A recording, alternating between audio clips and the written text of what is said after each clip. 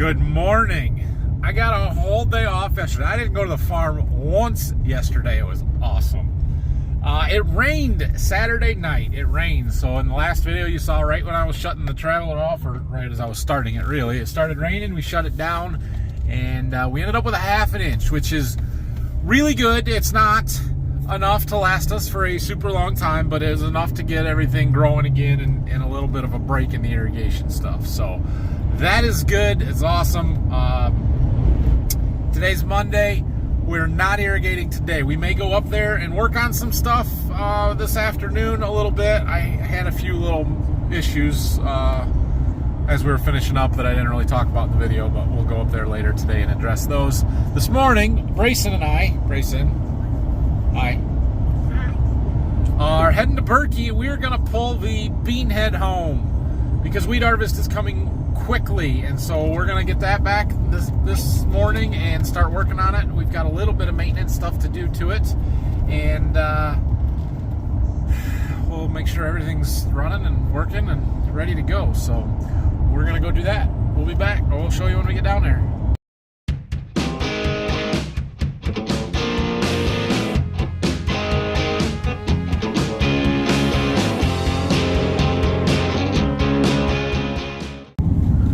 There's some of our corn. The end rows are yellow. Compaction is what it is, but out in the field looks pretty darn good. Yep, that. All right, there's our bean head. We got to get this door open. We got a big bifold door here, so we got to open the latches. Oops. The tongue is, we got to watch that a little bit. It was barely fit. Grayson's worried about the mice getting us. Okay, we'll pull it out and check our tires, but we'll make sure nothing's not obviously flat right now. Dad had a basically empty chemical shuttle. There's just a little bit left in the bottom there from when he sprayed the beans down here, so we got to take that back to Waldron, and we're hooked up here. We did have to go buy a hitch pin because all of our hitch pins got transported back to Waldron when we were doing anhydrous down here. Whoops, we need to get them back, but anyway. We're going to check tires as we're pulling it out here because it's easier that way. So get our tire gauge and we'll see what we got. They're all a little low. They got like 70 in them. It says 90 max, so we're pumping them up to 90. Okay, tires are all good. Time to pull it out of the barn, get the door closed, and head back. All right, Grayson and I made it back. We parked that there for now. Brock's out doing some mowing for us. We're gonna work on that bean head in a little bit. I've got some seed business to attend to. We'll pick some pallets up from a couple of customers that they called me this morning. We're around, so we're gonna go do that real quick. All right, I am back. We are gonna head up to the irrigated field. So where I just went to go pick up some stuff, the irrigated field is about 3.5 miles north of our farm right here. It is about 3.5 miles east of where I just was on the same road, and they only had 1/10 of an inch of rain. We had a ½ inch, so now I'm wondering if it didn't rain there and I should be pumping water right now. So we're gonna go take a look around and see what things look like up there. Yeah, it doesn't look like we got as much rain up here. This corn is rolling. It's not supposed to be rolling. Ah! All right. Well, we're going to start it up right now. I've got a little work to do on it, and it's pretty windy. It's going to affect the spread pattern quite a bit. So we're going to try and get it fixed up. We'll probably come up and start it overnight. However, I got a couple of leaking gaskets or caps or whatever the heck you want to call them. These pieces. So I got some new ones. I'm going to go ahead and change them out. These first two risers were leaking. So the pipe is empty right now because it's been sitting for 2 days. No water being pumped through it, so it's all leaked out through the gaskets. Somebody was asking in the comments about if things just leak at these high pressures that we run and stuff, and well, they don't really leak at high pressure. It's not that. These do if they don't have a good seal, but it's the reason for all the mud in the lane and the water in the center lane and stuff is because when the pipe depressurizes, all of the gaskets and the joints leak. These caps leak because the centerpiece is worn, completely gone. Like, Look at the size difference in the hole. Yeah, that'll do it. So those are just the fact that they're 10 years old, it's time to replace them kind of a thing. But they aren't really what's contributing to the mud. So I did get this all pulled out and ready to go. And we had just started it up when it started raining. And so I shut it down. So we've got a full pulled out. We'll start it up probably tonight, like I said. I'll go ahead and just shut this down. I think. I don't know. Anyway, I was having some trouble the other night. I didn't really film this because I was pretty mad when it happened, but the speed control system on this is it works when it works, but it's a real pain in the butt. So as this hose winds in, we have 4 layers of hose, right? And so as you get farther away from the center, obviously if the drum is spinning at the same speed, it's going to have a larger circumference. It's going to pull it in faster. So it has to slow down based on how many wraps are on the center drum. So that's what this is for. This is our speed compensation bar here. And so it rides on the hose, and then as you build out layers, it pulls it out a little bit. And then it pulls it out a little more and a little more. And when it does that, it pushes down on this little lever here. See that? And that lever is attached to this cable. This cable is attached to this cam here. There's a cam on these pulleys that controls this variable speed pulley, and so as that pushes that down, it widens this pulley to slow the speed down so that it retracts at a constant speed. We're always pulling it in our case, usually 24 inches per minute, and not starting at 24 and then going up to 26 and then 28 and then 30, and by the time you're done, it's going in way faster than you want. And that's what this chart here shows, right? So we start at 24 when it's on the base layer. On the second layer, it should only say 22 minutes or 22 inches per minute on our speed readout, but it's actually 24, and that's the speed compensation working there. So anyway, point being, this adjustment knob broke on me, and I broke a bolt that is supposed to hold this, and so we got to take it apart. That's what I'm trying to tell you. We got to take it apart. So I'm going to take these 3 bolts out here, and we got to figure out. I don't really know what's wrong with it, but we're going to figure it out. All right. I got this kind of apart. This nut here was jammed against this. I don't think it's supposed to be. I think that's what my problem was, is that this jam nut had kind of worked loose. It's left-handed threads. I'm not sure. I'm not sure why that was like that. But they were stuck tight. I had to use a wrench and a pipe wrench to hold this to spin it loose. In the meantime, though, I broke this. This is supposed to be an eye bolt. So I have to figure out how to get that out of there, that might be a challenge. We'll see what I can do here at the field. We may have to take it off and take it back to the farm and drill it out or something. I don't know. Good news. I was able to hammer a V in it with this chisel that I brought, and now I can spin it like a screwdriver. So we're gonna get that out of there. Good deal. Okay, I've got this put back together almost. I gotta put the handle back on, but I've got the cam part put back together. So you can see there's a bolt here that holds this eye bolt. This eye bolt is what had broken before. And then there's this cable over here. And as I pull back on this, goes all the way up, goes like that. So this would be simulating first layer, first rack speed. This is the speed that you set the speedometer by, right? And then as I pull out on this, watch those cams. See how it works down into that groove? What that does is spread this pulley apart, and it slows down the speed. So now, that said 29 before, now it says 20. It's not set right, but that's what it says. And so that's how it adjusts, it compensates for the different racks and the speed. And there's a spring here that's supposed to pull it back up. It sort of does. Yeah, it's moving. It's a little slow, a little weak when it gets to the end. So I always make sure I lift that up and get it to where it needs to be. But you can see we're no longer in the bottom of that. Our pulley is a lot narrower.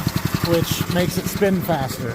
Pull that up until it hits the stop there, and now you can see the difference. So that should be right. Now this handle goes on here, and then I can spin the whole thing and move the entire assembly in and out, and that's how we can adjust it manually with this handle. I wasn't able to spin it with this handle the other night, and when I tried to move that nut or something, I ended up breaking that eye bolt, and I think what happened was this was jammed on there tight, and it just ran out of adjustment. I think it's supposed to actually be jammed on this side, not that side. Probably just worked loose over time. All right, I got that working like it's supposed to now. So we're at 1,214 feet. Like I said, it's a full pull. I'm gonna start this one up late enough tonight. It'll be a 10-hour pull, so late enough that I don't have to get up in the middle of the night. That's what we're gonna plan on doing. If I started it now, it's 3 o'clock, 10 hours. Yeah, it'd be what, 1 in the morning. I don't want to do that, so we're not going to. All right, so we're back here at the farm. I backed this bean head into the barn here. Probably not gonna do a lot to it today because, well, I gotta go fairly soon anyway, but we used it enough last fall that I feel like we're gonna put new knife sections on. We always put new knives on before wheat harvest on our bean head. Usually they have a full year of wheat harvest and beans on it. This one only has basically a half a year's worth of beans, so they're really not in terrible shape. They're really not in terrible shape at all. This one's broken. So I'm debating a little bit. I think what we're gonna do, we actually have a spare knife on this that came with it, brand new, stored in here. So we're gonna pull this one out, and we'll probably swap it and put this one on, and maybe we'll just leave that and put it in there as the spare, so that when something breaks, we have one. They won't be brand new, or maybe we'll put all new knives on it and put it in there and store it. I don't know. We'll see here, but we got to pull this old one out. So that's what we're going to work on today. So this is a split drive knife system. It drives from both ends. We can actually pull the whole thing, or half of it at a time, I guess, out just by pulling the 2 bolts that go here, and then that whole thing will slide right out, right to the center. There is a little bit that overlaps here, so Brock's taking that apart, taking the top part off because it won't fit underneath these guards. But once you get that out, it should slide right out of there. We'll see if that's the case or not. Okay, well, it's not going to come out of there without it being hooked up to the combine, apparently. I don't know why it's binding, but it seems to be. Doesn't want to come, so I'm not going to do that today. I would have to spin it around for where the combine's at, and I got to leave in like 20 minutes, so we're not going to mess with it today. Look at that. Shouldn't have too much else to do to this. Did we loosen the draper belts? Were we smart enough to do that? Yeah. So we got to tighten the draper belts up and go through and grease it. But other than that, it should be in pretty good shape. It is practically brand new. Oh, we got a broken knife, right, or finger. We got to fix that. 2 of them. Somebody got a rock, and this looks a little boogered up, so we'll fix that, and yeah, see what else we need to do. Well, there's one of our broken fingers. There was 2 of them in here. This one broke off above. There's a little weak spot here where it's supposed to break there if it's going to break, and then it catches it and falls back in because it's got this little retaining clip on there. This one broke off above that, so it's not, the rest of it's not in there. But that one and this one I was able to get out. This other one I can't get the spring clip out because it's got a little bend in it right here. So we're getting a hammer. See if we can get that out of there. And this here's a little banged up. I don't know if we got some stuff to replace that or not. I'm pretty sure I've got some of these fingers, as long as they're the same as what was on the old head, which they look the same. All right, the boys got a t-ball game tonight, so I'm gonna go. We'll go start the Traveler up later, but that's good enough for today. So back to irrigating tonight. It's gonna get busy. It is what it is. We'll be fine. And what else was I gonna tell you guys? Oh yeah, Brock baled his hay last week. That's why he wasn't around here. He did make a couple of clips for me. We'll throw them in the video here. I was gonna do it the other day, but I forgot. And it was 3 o'clock in the morning when I was editing a video, so sorry. Hello, I know I haven't been at the farm for a couple days now, but I've been tending to my hayfield, or I've had my buddy tend to my hayfield. I only got 5 acres, so I don't have enough acres to do all the equipment. This is set up. He's got a 40-20 here, not too bad of shape, and a New Holland Hayliner 273. Does a good job. These balers are indestructible. And that wagon, I don't know if you can recognize it, but that is Mark's wagon that he got out for me 2 years ago so I could stack hay on it. It's not the prettiest stack, but I've been by myself so far, taking a little break. But this is my setup. Got a 5-acre field. I know it's been a while since I've videoed the field, but 23 windrows here. Not too bad, but got somebody coming to pick up the hay tomorrow at 8 a.m. so got to get baled tonight. So here we are. This is the equipment. I know you've been asking. Not much, but there it is. So I'm off the wagon now. The field's mostly done. There's, I think, 3 more rows out there, but we had a problem. That wagon is 10 high with 143 bales on it. That wagon, I don't know how many high, but it, if I'm counting right, it has 107 bales on it. We ain't got no more wagons. The 3 more rows, so I think there's about 18 or 20 more bales out there. All we're baling right now, the size of this, is 3.5 acres. So guys, tell me if all this, I think I got 255 plus possibly 18, probably around 175, 175 bales, 55 pounds at 3.5 acres is a good yield. I'm no expert. I'm gonna lean on you guys.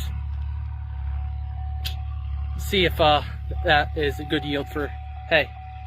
First cut, second year field. All right, it is 10 o'clock. Sun's just setting. We're gonna go ahead and fire the Traveler up. First thing we're gonna do is the generator. So we'll check the oil in that, because when this thing is off, you check the oil because it doesn't shut off very often. And it's not likely to shut off again for 3 or 4 days. Chances of rain on Friday. Oil level is still good. It's Monday night, so we'll probably be irrigating straight through until Monday at this point. Fire this up, and then we should get a light.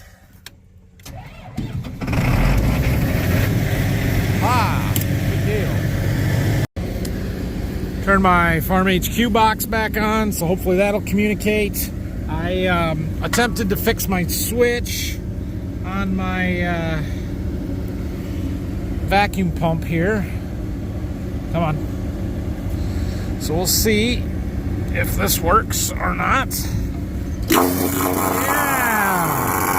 That's how it's supposed to work. You lift the handle up, it opens the valve and turns the pump on. And then when it's full of water, sucks all the air out, you let the handle down and turns the pump off. What a deal. It's awesome when things work like they're supposed to, you know what? It takes a long time to fill that pipe up when it's completely empty, which it is. There you go, just like that. Push the button. Okay, it's gonna take a minute to fill our pipe back up. We got a long ways to go to get water to the gun. They leak when they're not pressurized. As soon as you get pressure on them, the seals expand, and then they don't leak anymore. Still waiting on water down here. We're gonna turn our Farm HQ box back on. They are,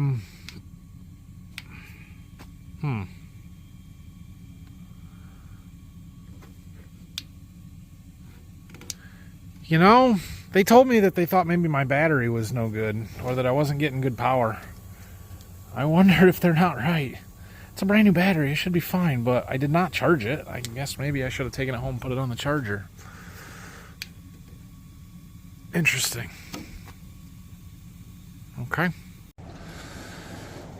Well, I disconnected the power cable and plugged it back in. Now we got a blinking green light, so we'll assume that it's, and there's a blinking blue light. I don't know. Now it's blinking fast. I don't know what that means either.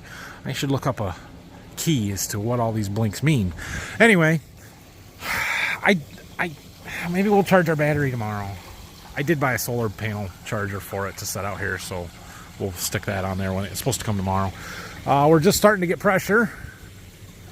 And we don't have anything coming out the gun down there yet. I know you can't see it, but I can. As soon as everything gets pressurized, we will start this pump up, or the motor up, start the retract process. It's a full pull, so it should be a 10-hour. We got a red light sensor because we're right on a magnet there, so that's good, I guess. And that green one that's blinking now is GPS, so that seems to be working well.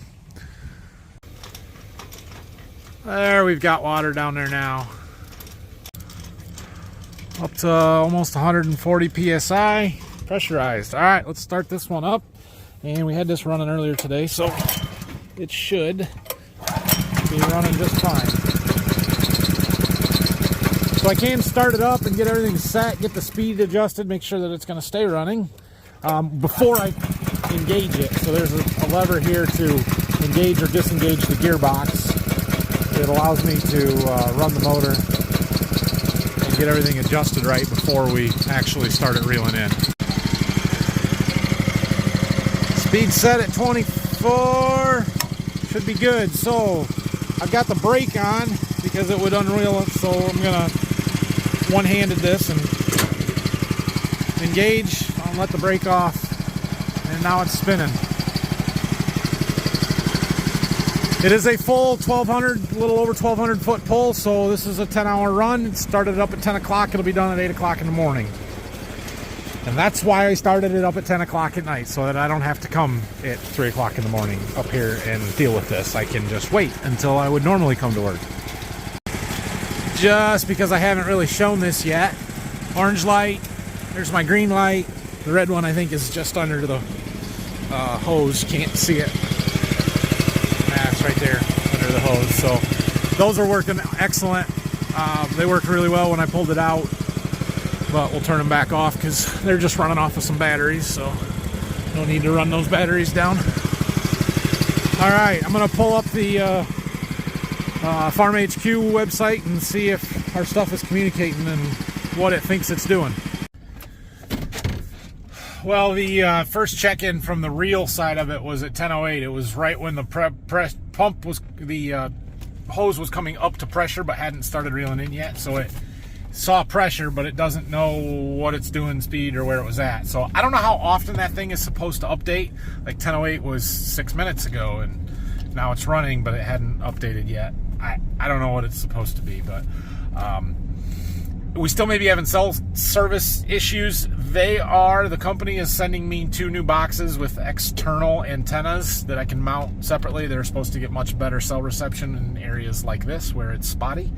So that will probably help. They should be here later this week, and we'll get them swapped out and see how that goes. So anyway, everything's running, working good. That Farm HQ thing is probably not going to recognize that I have the gun pulled out, so it's going to count negative because that's just it thinks it's already reeled in. But that's a product of pulling it out 2 days ago, I think. So here's what it is. Anyway, thanks for watching tonight, everybody. Have a great rest of your day. Good night. Questions, comments, leave them down below. Hit that like and subscribe button. I would appreciate it. And if you have any questions and comments, I think I already said that. Leave them down below. I did. Goodbye.